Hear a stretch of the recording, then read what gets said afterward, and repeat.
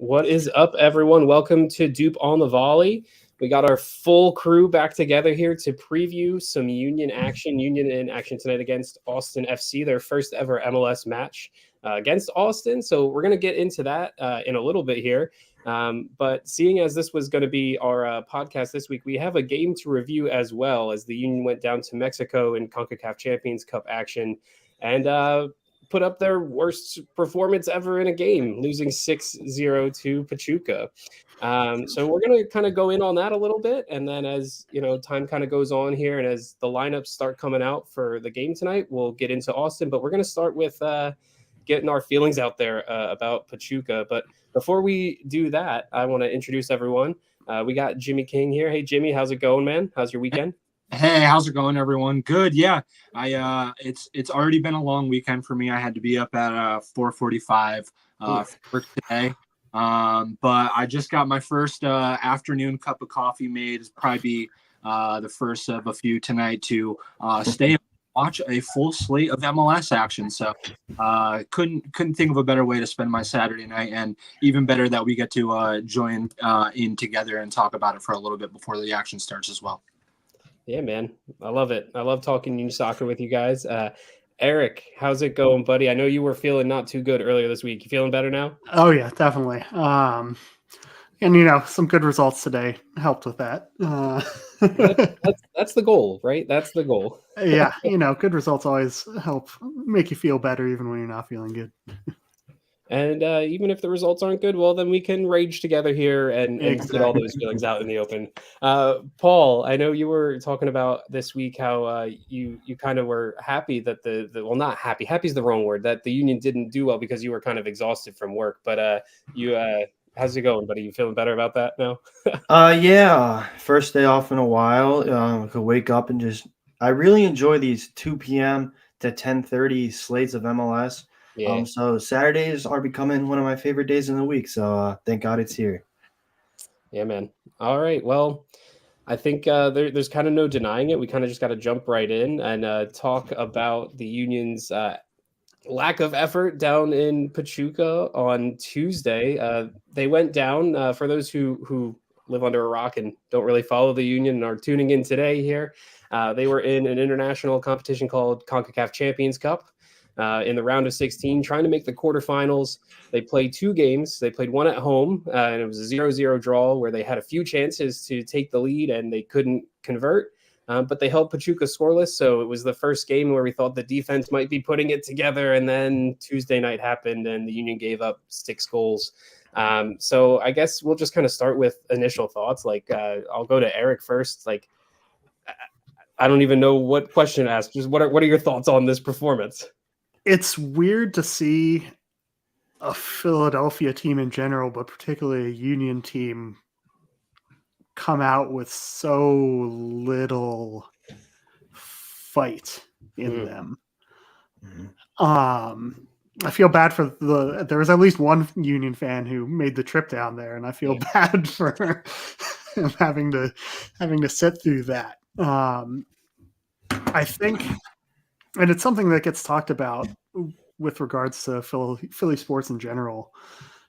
The main thing we ask for from our teams is to at least put forth an effort and fight. Yeah.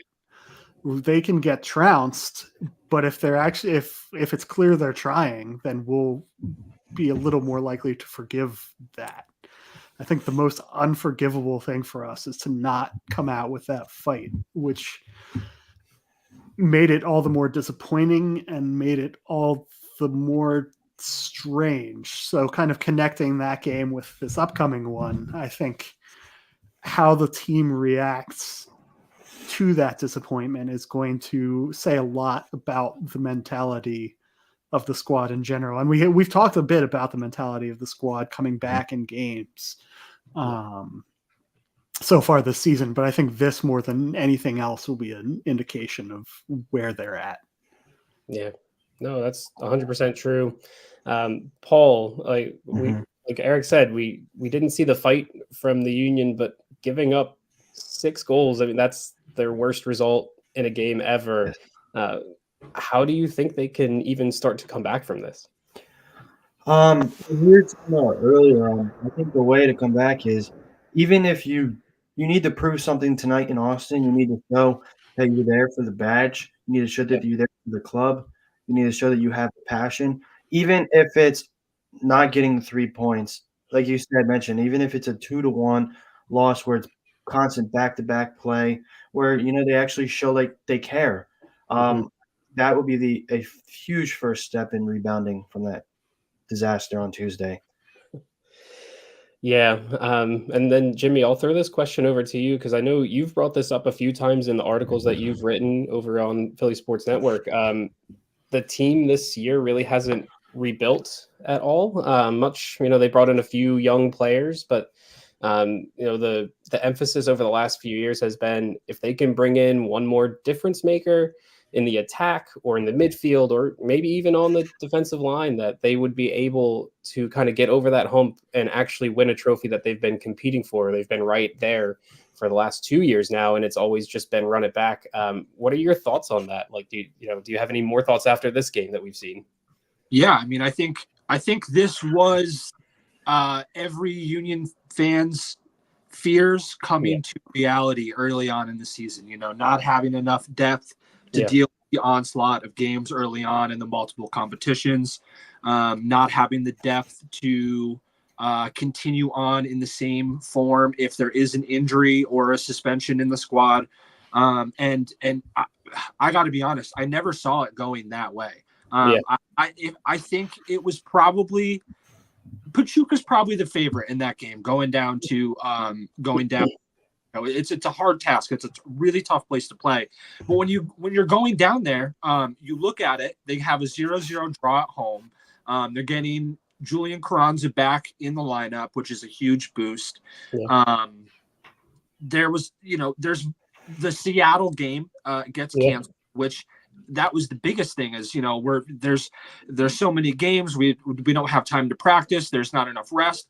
That game was handed to you on a silver platter. Not the game Pachuca, but the cancellation gave you everything you needed leading up to the Pachuca match. And I don't know. I just keep thinking back to the Andre Blake quote after the first leg, and him being asked if he thought that the front office had done enough to bolster this squad for multiple competitions. And, him pretty much just saying, we'll have to see. I'm not really sure. Let's see. And that was so telling in very little words. And again, it just all the fears that we had going into the season just came true on Tuesday night. And I think for me, the two biggest concerns were, like you guys said, the lack of fight and drive. And after that first goal going in, it really just seemed like, well, that's kind of it. And even after the second one, they have the away goal advantage. You tie the game up at 2-2, you're winning the series. The game is not over at halftime, and I just saw nothing that showed that the team thought they had a chance at winning, which goes against every other game we've seen this season so far. So it was a really strange game. I don't want to say it's becoming a pattern that they kind of crap the bed in big games, but it's starting to get concerning to me. The way that they seem to play a little bit more frigid than confident when big games come about. I know I said a lot there, but there's a lot on my mind after that one. Hey, no worries at all. I think, we kind of just need to talk about this result a little bit more, just in terms of like what you just said, Jimmy. At halftime, they were only down 2-0. And in CONCACAF Champions Cup, if you score away goals, those hold as the tiebreaker. So it was really the Union were throwing on Julian Carranza. He couldn't start in the match, but they put him on just after halftime. And it's like, okay, if you can put a few sequences together, get that front three going, it just never really happened. So I guess I'll throw this over to Paul first. With that front three, I know we can kind of talk about how it's leading into this Austin game, but how do you feel about that front three and their connection so far this season of Gazdag, Ua, and Carranza? I don't really feel that good, to be honest. I know Ura has had his goals this year. At the start, where we thought he would have, the breakout year that he needed to have, especially with his option coming. Gazdag, in my opinion, has not looked that good this year. The front three has basically been Carranza or nothing, which isn't what you want to see, especially after last year when you saw what happens when all three of them are put together. It's pretty worrying, to be honest. I don't really know if there's much else you could say about it, but yeah, I think they need to get their act together. It could be a very long, long season. And I mean, when I was just looking at the goals that were scored so far this, just to kind of like look at that while you were saying that, Paul. I mean, obviously we know Carranza got a hat trick in the first game against Saprissa. Against Chicago, Ua and Gazdag scored. So in those first two games, the front three had already scored 5 goals. So you thought it might be kind of a something, and then the matches just kind of trickled and it kind of kept coming in hot, and they've kind of cooled off a little bit. So Eric, that leads me to you. Do you think we'll see that front three in action tonight here in Austin? That's a good question. I think so. Leading into the international break, particularly. I kind of expected. I think part of it. I think it partially depends on how Carranza's feeling.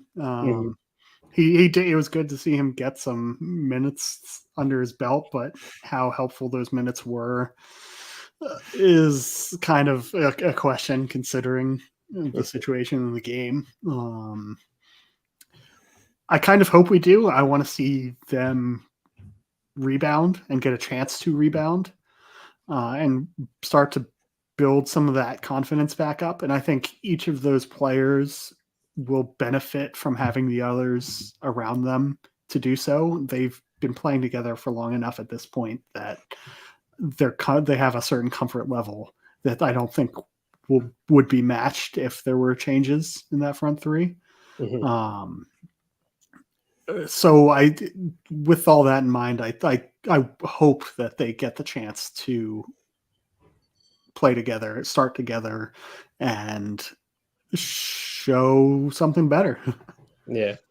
I mean, we have seen this Union team take on Austin as recently as the preseason. They got a 3-2 win. It was one of those preseason games where a lot of the starters actually didn't play because they had played 2 games in that week. They kind of came in later on. But Jimmy, how are you feeling about this team's attack, especially as we kind of look forward now to just MLS play and not this international competition that has been given some fixture congestion there? We're talking about Union's attack or Austin's? Unions. I'm sorry. That's okay. Yeah, I mean, I have to be honest. I am a little concerned. There's been so many stat lines over the last couple of years that insinuate that this front three is very, very good, and they are. They have scored a lot of goals together, probably more goals than they should. They probably have reached above their weight, if we're being honest. That's what good coaches get out of good players and good systems, or at least systems that are running well at the time. And so the issue is that at times we see that form and that consistency just kind of go away, and players like Gazdag and Uwa kind of just disappear from game to game. And if you have a situation where Carranza's on the bench and then you have 1 or 2 of those guys disappear, you're really left with a 19-year-old Quinn Sullivan at this point to create in the attack. And I talked about it a little bit in my preview article, but he is creating most of the attack right now, at least in MLS play, leading the team in a lot of attacking stats, expected assisted goals, key passes, passes into the penalty area, progressive passes, progressive carries, all that sort of stuff. He really is. He has given Union a little bit of a different dynamic than we saw last year, especially because Gazdag fails to do some of those things at times. So I'm interested to see again how Jim puts the last game behind him and reconfigurates that front three for this game if all three are in the lineup. I'm interested to see if he does bench any of them to kind of give them a little slap on the wrist for what we saw on Tuesday night. I also think it's interesting to put into perspective that we do have international duty coming up, and we are going to have some players missing. And I think it is worthwhile to get some of those guys that might play in those games some minutes before those games actually come up. So I'm interested. Yeah, I don't know. I'm interested to see what the attack will do. I think Carranza will automatically make it a little bit better. But I think to me, it's really, I need to see more from Daniel Gazdag. I need to see him creating more. He's just not doing it for me right now. Yeah. I have a prediction based on the jerseys that the team posted pictures of. Uh-oh. I think Ua's getting dropped. I think Carranza, Gazdag, and Anderson are starting up top. Oh yeah? They posted, yeah, they have a picture of Carranza and Gazdag's jerseys, and they have a picture of Anderson's. Ooh. Interesting. I think that's going to be the front three, and it looks like they also have Elliott and Glesnes, so I think that's going to be the center back pairing. That's some good deep Twitter reporting right there. I like it. I like it a lot. That's interesting to think about that. Jim might be dropping some players. It's interesting because he doesn't usually do that sort of thing. But I guess a record worst loss will do that for you. With that, I think we need to talk a little bit before the lineups come out for this game about Jim Curtin and about the team itself. Is Jim Curtin on the hot seat? And because of this club's ambition, like, is he going to want to leave? Like, sort of those questions. Paul, how do you feel about those sort of things? Do you think Jim is feeling the pressure right now? Yes. I guess I'll just go right there. This is a team. It's kind of tough. Like, I think he should be on the hot seat because this is a team that has top players in the league, and this is a team that should be winning trophies. But at the same time, you look at it, you see how much the product drops without Carranza in there. So you think of, maybe it's Jim Curtin's bringing up the level of the players. It's kind of like a double-edged sword that I'm thinking of here. But I guess I'll go with, I do think he's on the hot seat. This is a team that should be winning trophies every year. I think Ernst Tanner knows that, and yeah, that's what I'll go with. Eric, do you think it's more of an emphasis on Jim Curtin and the way he's coaching this team, or the ambition of the club and how they're really not giving him more players and tools to kind of go out there to win in these bigger competitions? I think as of right now, it's the latter. I do think even despite that lack of investment, he's probably feeling the pressure, particularly after Tuesday. Yeah. But I'm not sure I would say he's on the hot seat quite yet. Okay. And I think part of that is because of the lack of reinforcements brought in. Yeah. I think he would be under more pressure if they had refreshed the squad more, and we were still getting that kind of result. But because of the lack of at least big time investment, and also because of the progress we've seen some of the players make, some of the younger players in particular, we've seen that they are developing, which plays into the idea that Paul mentioned of maybe he's getting the best out of these players, and maybe some of these players are just day in, day out, week in, week out. I think we got spoiled by everyone playing above to their maximum a couple years ago, and maybe this is more of the level that they're actually at, and it's really up to them to prove that that's not the case and that they can reach those previous highs again. And we haven't seen that yet, and that may not be because of Jim Curtin. Right. And Jimmy, that kind of leads me to think like, oh, do you think then that Curtin or Tanner or whoever is going to try and leverage this really poor result, the worst result in club history, into ownership of trying to get more money from more players? Do you think that they could, or that they have already done that this week? I mean, if Jim Curtin wasn't on the phone to urge Tanner at the final whistle saying, "I told you so," I don't know what else there is, what other sign there could be to send. Something's got to give here. I mean, this team is good. There are great players on this team, but when you look at it, there is just there's something missing. There's something missing from the they miss that player in those big games that gives Jim Curtin the confidence to be on the front foot, to go after the other team, especially without Julian Carranza. And I don't know. I don't know what the solution is. I don't know if it's to go get a big player. I don't know if it's to get multiple players to put a bunch of depth in your team so that you can have more rotation throughout the first couple weeks of the season. Mm-hmm. I'm not sure what it is. I do think that was an uncharacteristic game and result from Union. I don't think that is indicative or a fair representation of this team. But at the same point, you have to take it with seriousness. It's the worst loss this team has ever had. And I think that it's on an international stage as well. A big game against a competition from Mexico.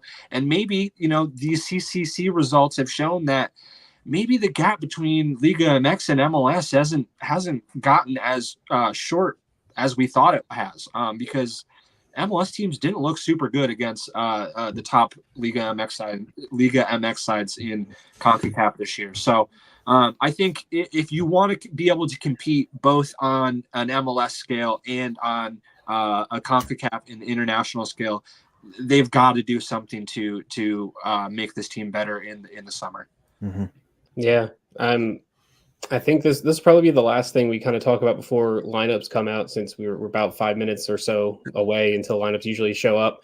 But with that, I had kind of thought at the end of the Pachuca match, and I even tweeted it out on our Doop on the Volley Twitter account, that I wouldn't be surprised if there was a group of fans kind of carrying a casket around Subaru Park at the next home match. And it had happened back in 2015 when Nick Sekovic, or I forget how to say his name, I always call him Sack, when he was there, and he was the CEO, and fans weren't happy with how the club was performing. They were a perennial team at near last place in the Eastern Conference, and that fan involvement kind of prompted the club to make a change. And then they brought in Ernie Stewart, and then he brought in a culture, and then Ernst Tanner came in and elevated that culture to what we've seen now, and how the club has been so close to winning. So I think my final question about Pachuca and about kind of the future of the Union before we talk Austin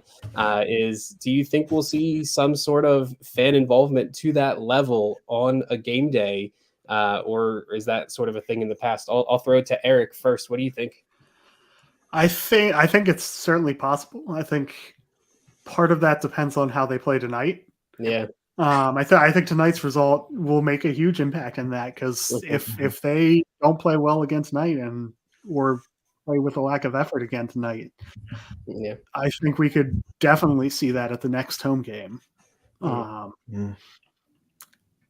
If they come out firing tonight, which I kind of expect them to. I think that may stave off the vocal protests a little longer, which may or may not be a good thing. I think the frustration now is much more with the ownership. I think a lot of the blame from fans is with the ownership rather than with a lower level figure like Ernst Tanner, which it's weird to call him a lower level figure since he's near the top, but you know what I mean. I think he's done a lot with the limited resources he's been given, and I think rightly so, fans don't view him as the issue. Mhm. And again, kind of going back to the pressure on Jim Curtin, I think a lot of fans don't view him as the issue either because of the lack of investment. So I think we're very likely to see the vocal frustration come out with the ownership, kind of regardless of tonight's result. But I think when it happens, is largely dependent on tonight. I mean, that does make a lot of sense. Paul, I kind of want to pose the same question to you, but along the lines of it being ownership. Do you think that there will be some sort of like organized fan protest that we could see at the next Union match, which won't be until the end of the month? Like Eric said, I really think it depends on these upcoming results because they do have 2 road matches coming up, and I do know next week in Portland there'll be a lot of players missing, so maybe more depending on it would be. Actually, now that I'm talking, that might be an even more important because if all those players are missing, then fans are going to see there's no depth in the team, and then things go south. Sorry, I'm just rambling here. That's fine. But I do think depending on these results, you could see some vocal protests. In this sport, protests work. You see it a lot over in Europe and all. Especially, I'm going to go to my English roots of Manchester United. Fans have been protesting against the Glazers for years now, and you're finally starting to see some change with them. So protests do work. So I think there will be some. Guys, real quick, I wanted to note while we're on that topic in general, possible, and I think almost most of them are maybe confirmed at this point, players that will be missing for the Portland game. We've got Trey Blake, Damian Lowe, Daniel Gazdag, Ty Baribo, Jose Martinez, Jesus Bueno, Nate Harriel, and Jack McGlynn. Now, oh my God, allowed Andres Pereira and Joaquin Torres to leave the club this year and did not bring anybody in, a first team player in their replacement. And we are going to have 1, 2, 3, 4, 5, 6, 7, 8 starting caliber players missing against Portland. It's absolutely mind-blowing to me that we did not prepare for this better. I agree. I guess if you can look at it from a different perspective, though. The Union want to be the team that give the young players opportunities. Here it is. Bring them in. Yep. It's going to be a lot of them. And well, we're even seeing that like with McGlynn and Harriel going on international duty to get ready for Olympic qualifier, or not Olympic qualifiers, but Olympic tune-up games. Like that's crazy. Who's going to play defensive midfielder? We don't have one. Bedoya. I don't know. It could be. Could we see a 5 in the back and maybe Macania? I don't even know. But there's no Damian Lowe, and then there's no Nate Harriel to throw in the middle. So you'd have to put someone like Kai Wagner there, and then play Matt Riel out left and Bizo out right. I mean, you could have Elliot Glesnes and Macania as the 3. That is but true. Then you've got nothing on the bench. I mean, we're going to have nothing on the bench or on the field. Or we'll see Jack Elliott back at the 6, which is not something I like to see. And you know what I think might have been a likely candidate for that game? I think, oh boy, the brothers, they both start with N. Neil Pierre? Pierre is the center back. But I believe he called up to the under 20 team too, and I believe that might be at the same time frame. So I don't think he'll even be available for that game. So, man, oh man, that preview pod is going to be one to listen to and trying to predict that lineup. I have no idea. Oh man, yeah, man. Well, speaking of lineup, we do have a lineup that just came out literally seconds ago as Jimmy was talking there. So we'll go through it. I'm going to get an image of it to put it up on screen for everyone watching as well, but I'll just read through it here first, and then I'll kind of get your guys' thoughts on it. So starting in the back, we have Andre Blake, of course, who's wearing the captain's armband. Back line is Kai Wagner, Jack Elliott, Damian Lowe, and Nate Harriel. Midfield diamond at the 6, we got Martinez at the 6, Sullivan and McGlynn as the shuttlers, and then Gazdag at the tip of the diamond with Ua and Carranza up top. So that admin putting out Marcus Anderson's jersey just was there to show that he's on the bench today. So that's your starting 11. So I'll throw it to Paul first. Paul, how you feeling about this starting 11? It kind of looks like best 11 available. Yes, I was just thinking the same thing as you're reading it. This is your full strength, top notch 11. I basically see it as Curtin saying, you guys need to get this performance on Tuesday out of your mind. I have faith in you guys to go out there and do what you need to do against Austin. Go out there and do what I know you can do, and prove it wrong. Like show the league what we know you can do. That's basically what I'm taking from it. You know who's not in the lineup though is Glesnes. Yep. You say, I mean, I kind of agree with you that it's definitely what our strongest lineup has been, except for Glesnes. Yes. Which is an interesting statement.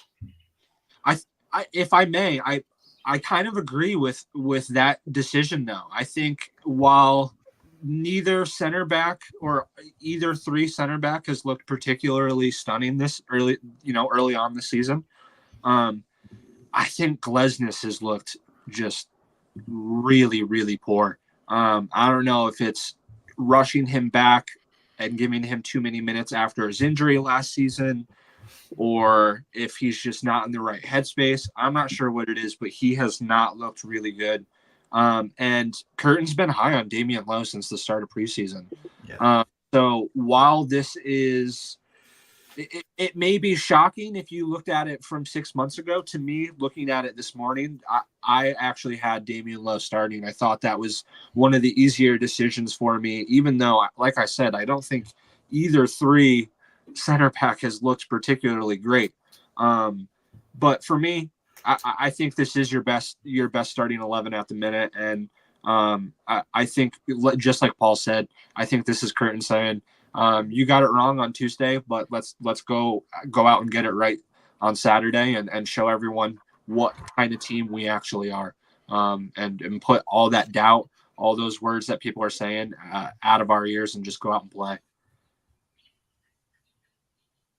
Yeah, no, I agree 100% with that. Here's a better image so we can actually still see ourselves there. Interesting comment though we just got from Jose Nunez here about the 11. He's not feeling it as much as some people might, and I kind of agree with his sentiment there. Like there are a lot of players here that did not show any fight against Pachuca, and you know it's kind of interesting to see them here in the starting 11. But like a lot of you guys said, and I know Paul, you said this is probably the best starting 11 that the Union have. Interesting about Glesnes again, but we've seen that Damian Lowe has shown more fight than him than this year. We got some more comments coming in about that. Glesnes definitely hasn't looked like himself, hasn't looked good since that injury last year. That's very true. And yeah, I don't know. Well, guys, I guess we should just get right into it. Like, how do we think that this team can do against Austin? Jimmy, I guess I'll throw this to you first, since I know you wrote the preview article. Did you get a chance to kind of look into how Austin's been doing this year and how they kind of stack up against Union? Yeah, absolutely. Austin hasn't been looking great so far to start the season. Kind of continuing their form from last season. They did start their season off pretty well, finishing pretty high in the Western Conference and making a pretty deep playoff run. I think where they were knocked off by the eventual Cup winners, LAFC. Yeah. But since then, it's been pretty tough going for Austin and MLS, and it looks like they might have another tough season ahead of them. They started off the season, I believe, with a 2-1 loss to Minnesota. Yeah. And then they had a 0-0 draw against Seattle on the road, and then a 2-2 draw against St. Louis. So they've yet to get a win so far this season. But I think what's most interesting to me is in those 3 games, they've scored just 3 goals, and all goals have been scored by defenders. So, yeah, I mean, I think the biggest thing right now is Austin is just really struggling to generate chances in any type of scoring, get in any type of scoring position. They are the worst team in the league in total shots. They've just 16 shots and only 5 shots on target in the first 3 games, which is almost mind-blowing that they've scored 3 goals with that. 2 of those 3 goals they've scored have come from kind of set pieces. One was a corner, and one was a long throw in that made it into the box. So again, they're really not creating a ton of chances from open play. But I think Austin, if there's anybody that is going to feel confident in testing teams' defenses right now, it's going to be whoever's playing the Union. And I think this is going to be a game where they're going to try to put any type of pressure on Union's defense and goalkeeper and make the defense make plays, make the goalkeepers make stops. They don't have a lot of confidence after the 6-0 loss to Pachuca. So I think we could see a little bit more of an energized Austin, especially with the prospect of Sebastian Driussi potentially being available for this game for the first time this season. He obviously is the main man for them, and he is the focal point in their attack. So if they have him available at any extent, that will be a huge boost to them. So they're not a super threatening team, but I think that is kind of something that scares me a little bit about Union. They have the ability to let teams like that get some sneaky and dirty goals, and that's kind of where Austin's getting their goals from right now anyway. So I'm a little bit nervous about that, but I also think that Austin is a team that can be scored on too. They are not a super strong defense and give up chances. So I think if Union can kind of put Tuesday behind them, I think they will have opportunities to score goals. And I think they will have to deal with a little bit of pressure, but I don't think it will be quite what we saw against Pachuca on Tuesday. It definitely is a less threatening team than Pachuca, for sure. Yeah, I mean, just to your point there, Jimmy, as you were talking about that, I did look at the Austin lineup. Driussi is on the bench for them, so this will be his first involvement if he gets to come in this game. Austin is going with their normal look, which is a 4-3-3.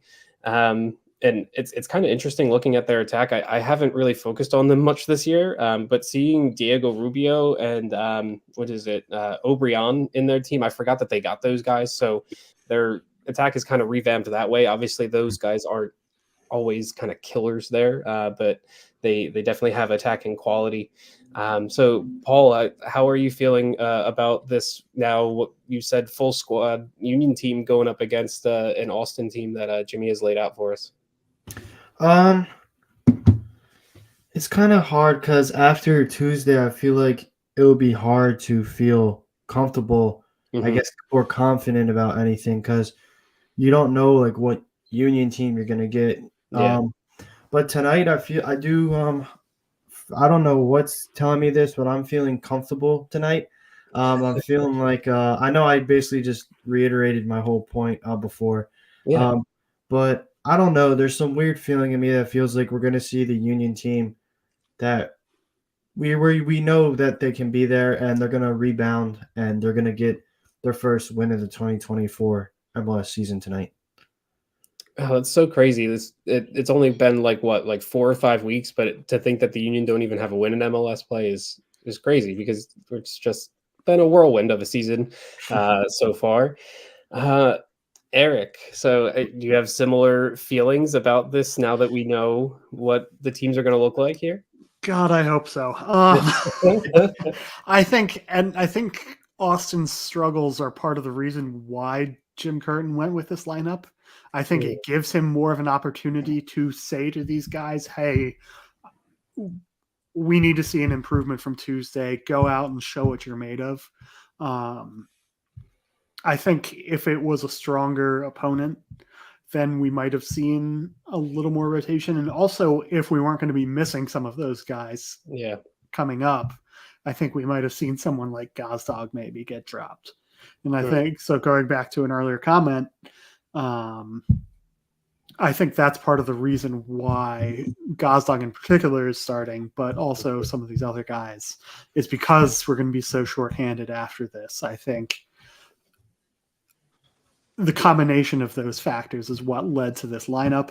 And I'm going to place my faith in Jim Curtin in terms of getting these guys fired up and ready and getting a reaction out of them. So I'm with Paul on this. I think we should expect to see at the very least a good performance. Whether or not it's a winning performance remains to be seen, but at the very least a good performance.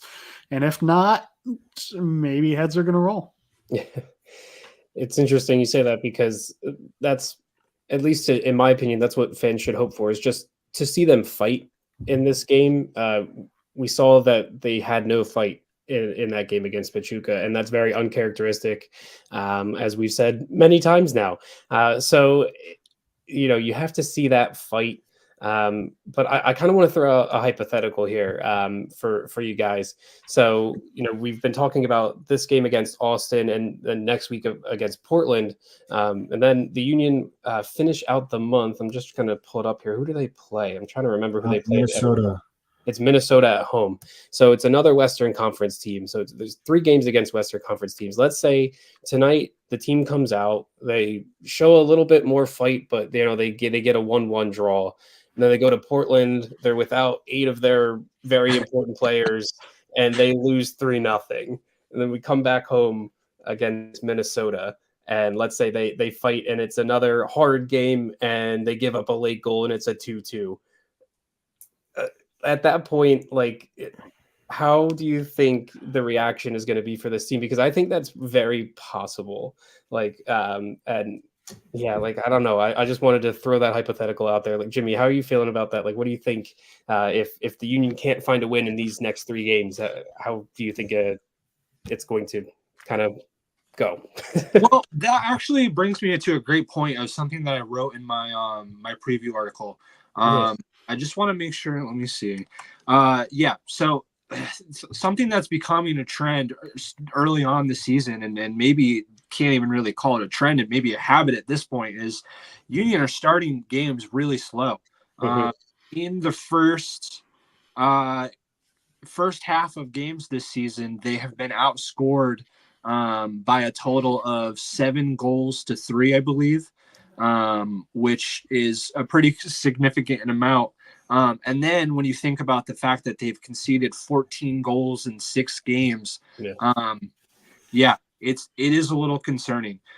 So yeah, I don't know, Tim. I'm interested. I think what it really comes down to, and we've said it a million times today, is I just want to see this team come out with some fight, and and even if there is a loss, I want to see them battle it out.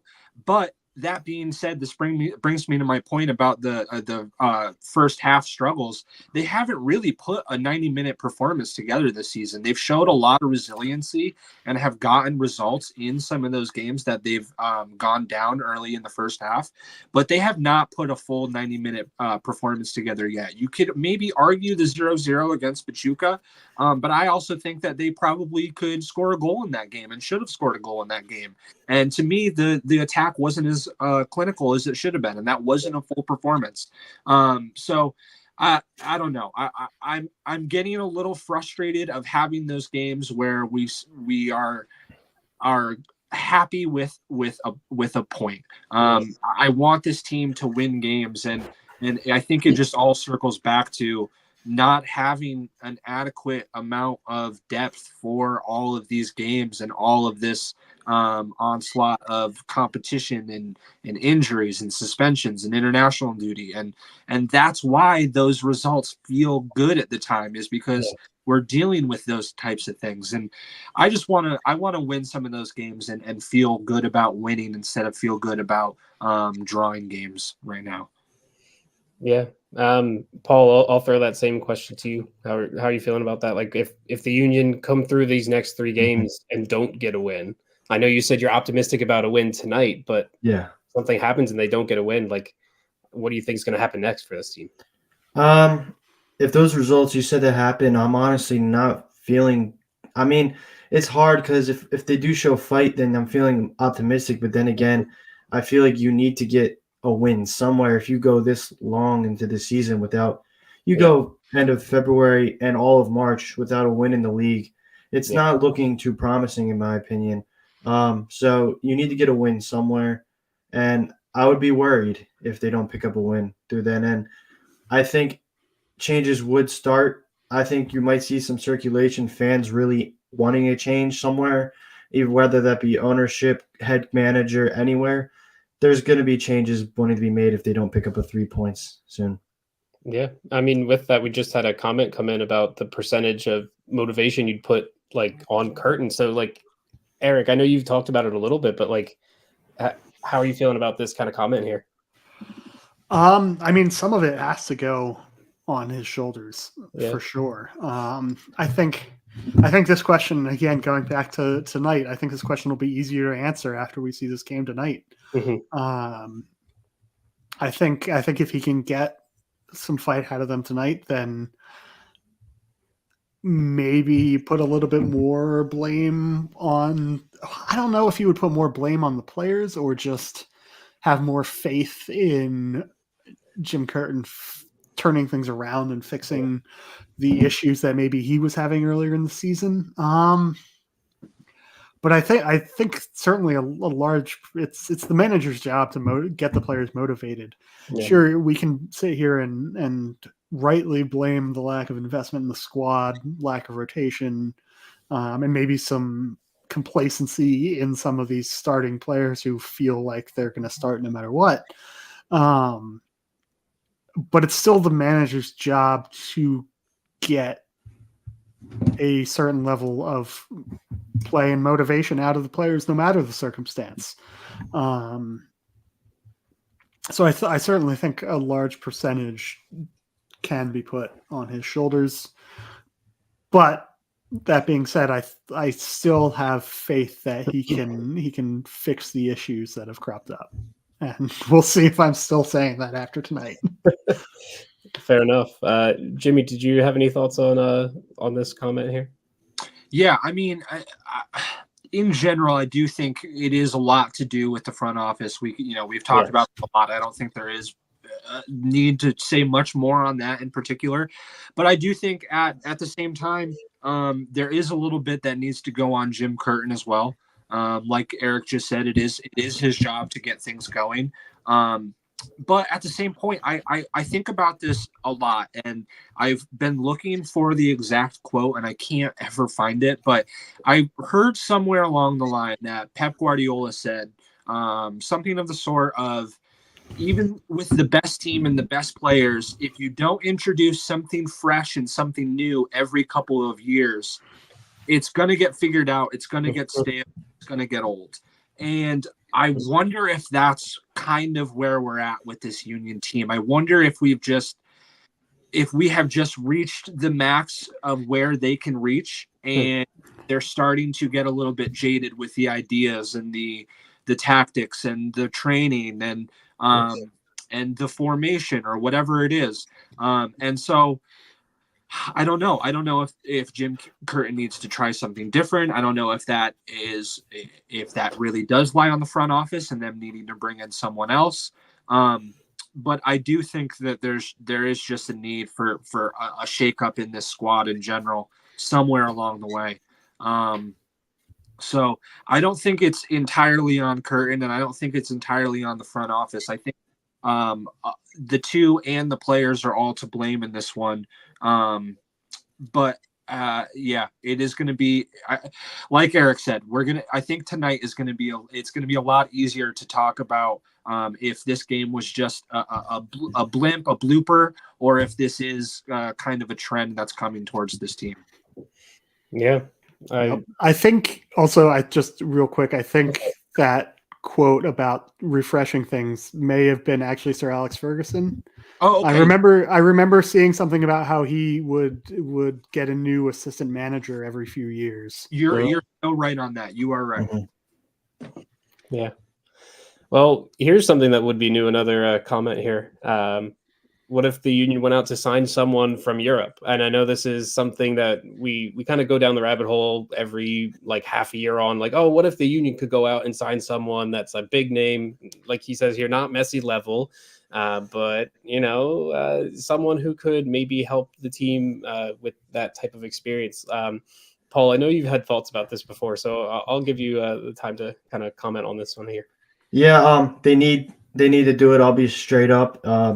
It will change. It changes everything, in my opinion. I'm not saying the play. Obviously, the play in Europe is better than the play here in MLS, and you're starting to see that if you watch the Red Bulls, how much of an impact Forsberg is making just within the first couple of weeks he's been on that team. Yeah. And Forsberg wasn't a top guy in Europe, but he's still a difference maker for RB Leipzig. So it's needed. Honestly, I would probably look to do it this summer if you could do it. Maybe look at a number 9 with Carranza potentially leaving, and you don't know what's going to happen with Uro's contract, whether he'll be declined or extended but I would go for a number 9. I don't have any names off the top of my head because I just think of names and I get excited. But like Antoine Griezmann, I would love, but obviously I don't think he'll come over. But yeah, that it's needed. I would love to see. I agree with this comment a lot. I mean, Griezmann would fit nicely. I don't know Griezmann. Eric, did you have any comments on this one? Choupo-Moting, bring him in. All right. He's old enough that he'd be pretty. I think he'd be relatively cheap. He's not a starter. Plus, he's a Bayern player, so he knows how to win. Someone like that, though, I think could be a good replacement. Maybe someone a little younger, so we could get some more years out of them. But then that raises the question of expense, particularly for number 9. That can get expensive very quickly, and we're not likely to splash 9-10 million on someone like some other teams. But I agree. I think I agree. Number 9, particularly if Carranza leaves, would be the position to do it at. Maybe, as I just see a new comment coming in about needing a new number 10 here. Maybe someone a little more creative at the number 10. So more of a playmaker rather than a shadow striker type role might be good.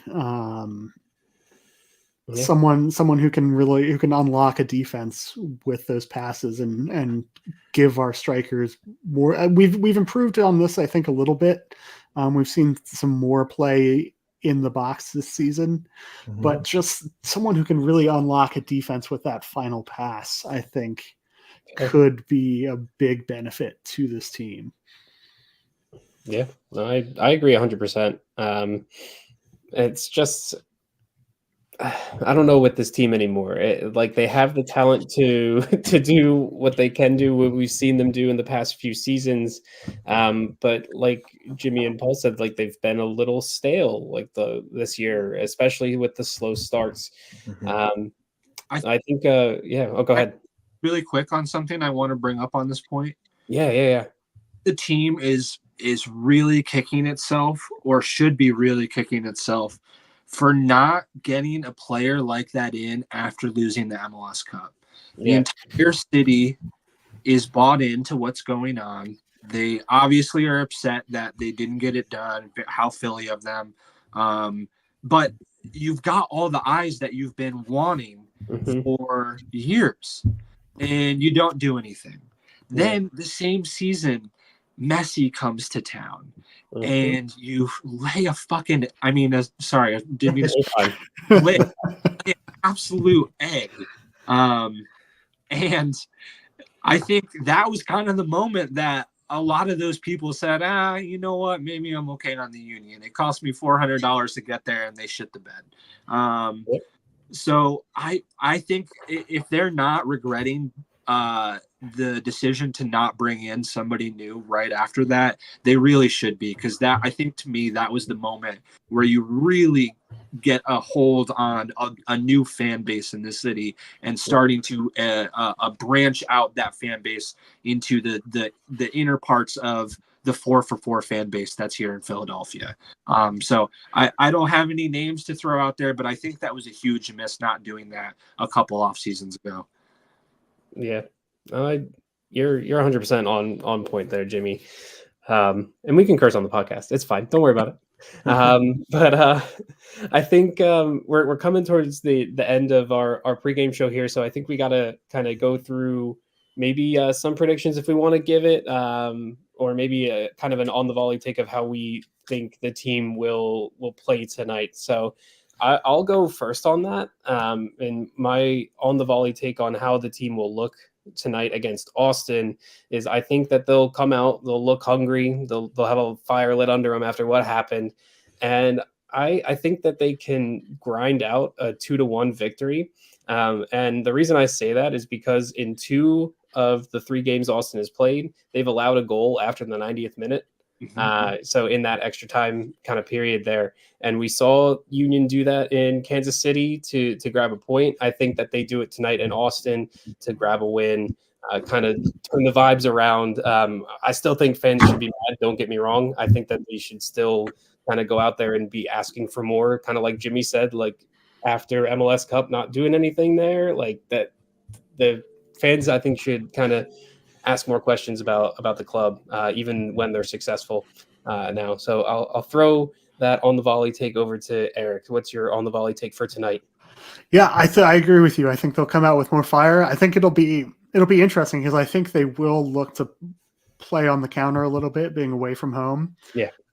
So it may not be. I think we'll see that fire more on the defensive end at first, at least. But I think they.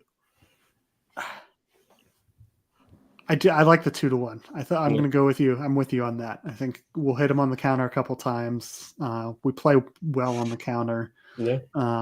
I think a team like Austin maybe normally would sit back a little bit more, but they're at home looking for their first win. So I think they're going to feel the pressure to go forward a little more, and I think we'll take advantage of that and get a 2-1. Yeah. Paul, you got anything here for? I do. I'm actually reading this comment right here. I really agree. I think the Union are going to come out with the strongest first half that we've seen in them this season. I know Jimmy said that we struggled in the first half so far, but I think if you want to get these fans, get these supporters back into this team, you need to go out there in the first half tonight and prove that Tuesday was a fluke. This isn't the norm now. You need to go out there and play at your best, play at your top game. And honestly, going in the half, like the comment says, 2-0. I think that would do exactly that for the fans and supporters. But my on the volley take is that we're going to come out with the best first half that we've seen this season. I love it. Jimmy, do you have an on the volley take you want to give about this match here? Yeah, I mean, I don't know if this is necessarily a revolutionary thought here, but I think, like I said, I don't think that this game will it doesn't mean as much in the standings, right? It's still early in the season, but I think when we are nearing the end of the season, I think we are either going to look back on this game and say that this was the game Union decided to put that 6-0 loss behind them and restart and get it going again, or this was the game where Union just let things continue to crumble underneath them and couldn't really get it back together.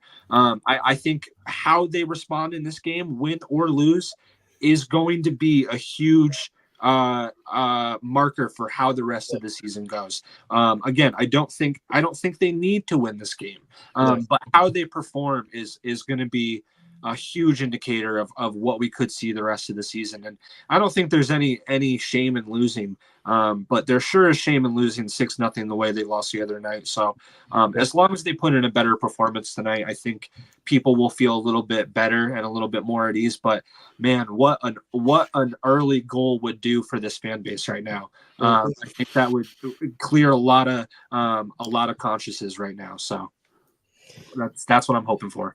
Hey, I think that's all we ask. Like that's what everyone wants to see, is just to see this team come out and fight and just look like they give a shit. Like that's the thing that they didn't really look like on Tuesday night. And it's tough to say that about this Union team. But that'll do it for this episode of Doop on the Volley, our pregame show episode, as we've kind of coined it here. Thank you so much for anyone that's tuned in to this live stream. This has been our most successful one yet, so I'm sure we'll do some more pregame shows here in the future. But in the meantime, we'll go back to our normal schedule coming up on this next Thursday of recording kind of our recap of Austin, then our preview of a shorthanded Union going to Portland. In the meantime, follow us on Twitter and Instagram at Doop on the Volley. I'm Tim. That's Jimmy. We got Paul and Eric, and we'll see you guys next time. Have a good one, everybody.